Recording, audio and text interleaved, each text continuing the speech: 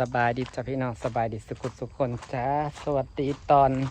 10 โมงพี่น้องสิไปหามาลาก่อนนัดกระเจี๊ยดอกไม้กับมาลาว่าสีเห็ดหมูหันกินจ้าเห็ดหมูหันกินกับบริมีประเดียงหรอกพี่น้องกะเห็ดกินเองเลยอันนี้เราจะเอาไป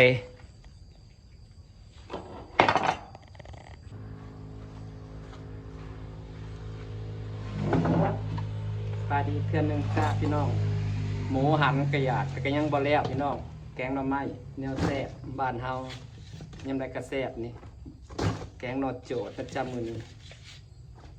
มาสดๆมีใหม่30แกงนอโจดผักกระแยงงามๆพี่น้อง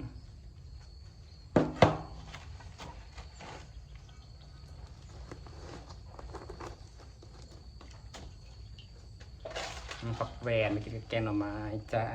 วันนี้หยวดจ้ะพี่น้องพอกันขายเน่แต่ว่าวันอาทิตย์จะสิเก็บมาขายป้างามเก็บมาเด้อพ่อหลานเด้อบ้านมือหนึ่งเขากำหาซื้อเพราะไม่ใช่กัน เฮาบ่มีใดบ้านโตคนโตก่อนบ้านโตก็มีนี่อ่ะมันจะไปดอกไม้ผักแวนมางามบริเก็บซื้อวันอาทิตย์จะสิเก็บมาขายได้บริย่างตลาดในรุ่นในคนมีบอลเก็บแล้วอย่างนี้นะเว้ยฮะ10 บาทเดียวบาทนะเดียวนึงปะพ่อหลาน10 บาทบะเพราะว่าอาทิตย์เก็บมาขายก็จะเขามาซื้อได้แบบนึงอีน่าสวัสดีลูกทูจ้าปาดีทูจ้าลูกทูจ้ายิ้มเป็นเขินมันกำลังงามมันเป็นกอหน้าดำเลยงาดำมันกำลังงามเนี่ยมันคือเป็นกอดิครับงุ้มมาเป็นเหงาได้นะอย่างเงี้ยนึงเขาก็มาหาซื้อนึงนี่นะเนี่ยเงานึงได้ดินะเขาหยุ้มเอานะหาเล่มเอานะบ่ได้เล่มเอานะนี่พี่น้องไปซื้อผักกระแยงสั่งมาน้ำพลาเด้อก็ดอกกระดิ่งนี่นะงามแล้วมันกำลังเป็นกอมันคือในหน้าดำฮะเด้มันก็จะเป็นกลุ่มเป็นจุ่มมันเด้มันยังบ่เห็นยามปลาลงรีมหนักสิเป็นปลาน่ะเนาะปลาไปว่าน้ำกวดมันลงไปนะน้ำบนต้นพึ่มบ่ยังบ่เห็นเขาฝนบ่แห้งบ่คืนนี่นะไผ่จับขาแตกเลยฝนทั้งผีบ่ได้แห้งบ่ไปใส่ชันบ่แห้งบ่ปานใดนะบ่ข่อยแล้วจนล้นทีบล้นแดนจนน้ำจนล้นช้าข่อยฝนอยู่บ้านนะโพดโพน้ำห่วยนะบ้านพังสู่ห่วยใดข่อยว่าฝนอยู่พี่แห้งเก็บไปปลูกกับพี่น้องเอ้ยคือพักกระแยงบ้านเฮาบ้านโคราชบ่อึดสั่งมาได้โลดเมื่อคืนนี่ฝนก็ดอกกระเดียงามเนาะมันผิดตัวมาขายโลดมันผิดนั่นอันนี้นะค่อยยุ้มเอาค่อยพาวเขาไม่ได้เก็บแล้วก็ยุ้มกับเก็บพักแหวนน้ำเดย์เอาพักแหวนแกน้ำไม้ยืนหน้าดอกไม้ติดเดือนสิบติดหาหนอดโจดบ้างแกงหนอดโจดจิบเถียงโอ้บุอึดแต่ทำไมโจดบ้านข่อยนะแม่แต่งามอ่อนคือยังนี่แม่มันออกตามมันป่าเนาะไม่โจดมันอยู่ตามหัวอยู่ตามป่าตามโคกจะไปแกงนาดอกไม้นี่ในนองามคือยังนี่งามเลยเนาะโจดมันอ่อนมันกรอบแกงแซ่บเนาะโจดเอามาลาไปเอาบักกะอันนั้นบ่มันมาเลยก็ไปเอาบักกะโพดบ่ลำมันมาให้งัวขึ้นกินโรสดอกชะละห่อไว้เท่านี้แบ่งกันแล้วเก็บมาให้เลยจะไปเบิ่งปลาที่มันลงอยู่บ่น้ำแห้งอยู่บ่พอที่ไปครั้งในมันตัวปีเอาเด้อลืมเด้อในตัวปีนะมาให้เนี่ยน้องก็เล่าคืนนี่โอ้ยนะฮะแนวตัวปีแม่ตัวลายมีในขาวหลายในดำก็มีในขาวนะหมากแบบใดหมาก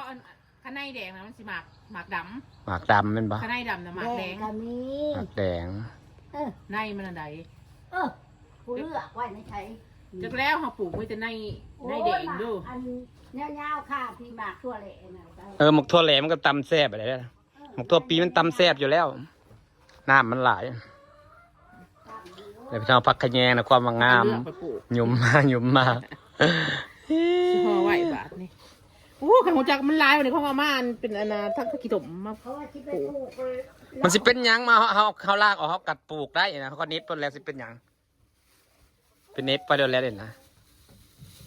อันตัวร่างนี่ถ้าพันห้องชวนกับพักง่ายได้ บะ ตัวนี้นี่ เออ ตัวนี้นั่น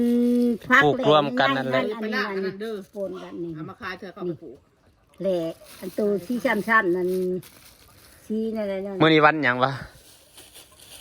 วันเสาร์ก็สิเก็บมาแล้ววันอาทิตย์อาจจะไปเด็ดคอนเทนต์ถ่ายขายตลาดแกมาลา 10 บาท อืม มาได้ลายหรอเด้อ บ่มึงปลูกแล้ว หยัง เอาสิ โอ้ปลูกกระน้ำอ่างใสคือเที่ยงเทิง ได้ เฮา ยังอยู่ เฮามีอยู่เฮาไหวอยู่รถ เขาก็จะคือปลูกซะยามมันบวมปลูกในขั้นน้องป่ะ มันบวมเบิดตัวเองเฮ็ดเป็นคุ้มน้ำบวมเบิด เพราะว่าที่ไปปลูกเลาะอันหัวอำลา เอามาลาดมันปลูกกันในโพนออกก็ได้งามเลยดิ เอาให้มันปลูกน้ำได้แมงมัน เขาจะไปปลูกกันตามเลาะตะแค่นะ ของเฮาบ่ได้กินไม่ได้อยู่หมปลูกครับ เอามันที่ลืม สิลืมใส่กระเป๋าไปกดอลิศน้อย โอ้ย มาลงไปเบิ่งปลาบ่ลูก ไปชั้นใจนั่น มาลงไปเบิ่งปลาน้ำครับบ่ สบายดีไหมลูก ปลา วัดดีไหมว่าไร ปลาไปลงกับปลาปะ นะเขาลงเพื่อได้ถือเข่าไปกินห้ามเตียงห้ามต่างลง โอ้ยน้ำทึนๆเนี่ยเนาะแต่ปลาสิแตกสุดสวดอะไรมันน้อยเนาะ มันบ่ลงมันน้อย มันบ่แม่นยามมันลงแล้วแม่มันหักคันน้ำแห้งหรือมันจังลงเนาะ กับปลาข้อน้อยกับปลาดุกเพื่อนเอามาป่นเท่านั้น อ๋อบอกไปว่ามันไอ้คันบ่น้ำสูบมันลงมันจังลงเนาะมันเป็นยามมันลงยามปลายังเป็นยามปลาขึ้นอยู่ปลายังปีนอยู่ได้ยามนี่นะ เอ้ยมันขึ้นนะ น้ำห่วยแต่ละห่วยนั้นขึ้น ใหญ่น้ ขึ้ อน งกระถือมันก็ลงโจงก็ได้ เดี๋ยวสิถามมาลามาแต่ไปเอาอันนั้นจากสิเป็นนาดอกไม้พี่น้องมาแล้ว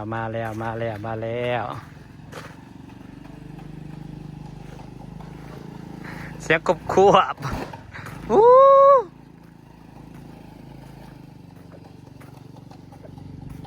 สิ่งขนาด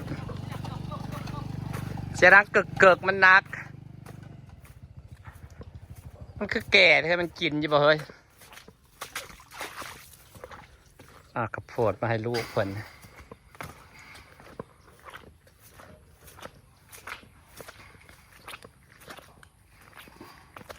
แบกโยนเขาที่สิขี่รถ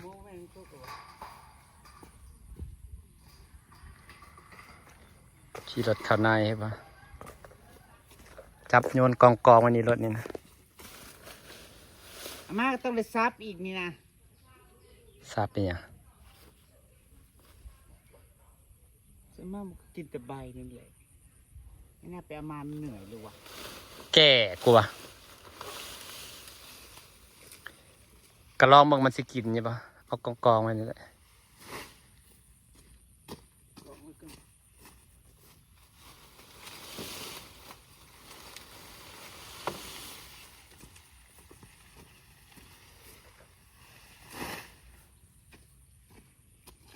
รวมด้วยช่วยกันเสร็จแล้วจ้าจะได้ไปหาดอกไม้แล้ววันนี้มันเห็ดแล้วหรอปะจังเนาะ แล้วก็โพดมาตามอ่ะ ใส่ อยากปีน ปะสวยแล้วเที่ยงเลยโอเค ไปหาได้จะไปหาไม่โจทย์ มันได้หามาแกงไงที่ปักได้หลายอย่างแกงแซ่บแล้วไม่โจดมันกรอบเลยเฮ้ยใส่ดอกไม้แกงแซ่บๆกิน มันกรอบ ถ้าจะกินหมูถ้าจะกินอันนี้ กินเบิร์ดทุกอย่างแหละหมูมันเป็นกับแกงซื่อๆหน่อไม้ก็อยากแกงปะจะได้ฝากบรรยากาศไว้สักนิดเลยจ้าพี่น้องจ้าเพิ่นไปเอาผักโพดมานี่ อันพ่อบ่งได้บอกว่า เก็บผักโป่งไปกินกับแกงหน่อไม้ก็ ต่อไป เอาสิเก็บดอกสิแต่งตัวอยู่บ่ต้องแต่งกับซากูยังบ่แต่ง ไปแบบนี้แล้วจะไปเก็บเก็บหอยอยู่ไปเก็บผักโป่งจะกำ2 กำกับพี่น้อง